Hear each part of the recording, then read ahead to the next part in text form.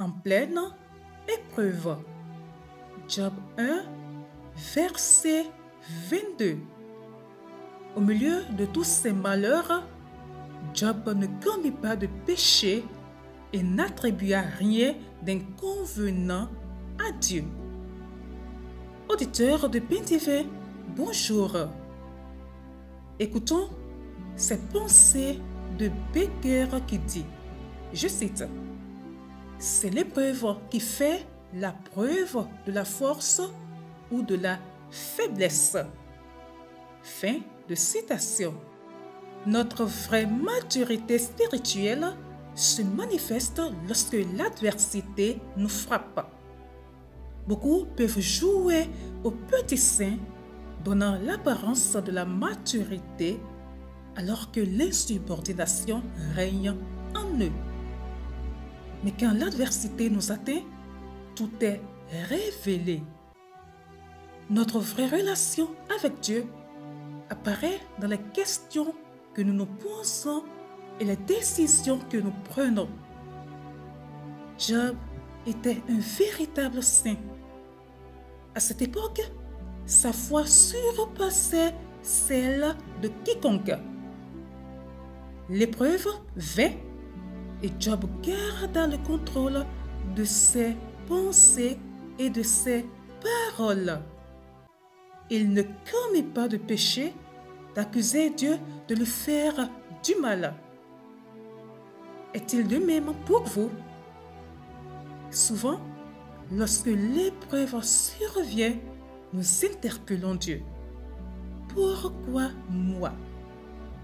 Parfois, la question est honnête, mais plus souvent, elle contient un relent de récrimination contre Dieu.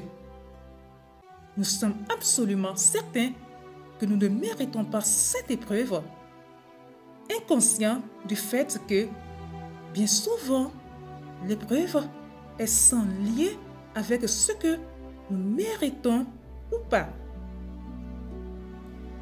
Notre preuve peut très bien, comme dans le cas de Job, être un test pour démontrer le bien fondé du culte que nous rendons à Dieu. Elle peut former notre caractère et nous aider à grandir dans la proximité de Dieu. Quand nous supposons que notre épreuve est un jugement de Dieu injuste, un règlement de compte divin, nous manifestons les vrais sentiments qui nous habitent, que nous vivons notre relation avec Dieu en termes de donnant. L'adversité nous en apprend beaucoup sur ce que nous croyons vraiment. C'est peut-être la raison pour laquelle Dieu nous laisse parfois subir l'épreuve.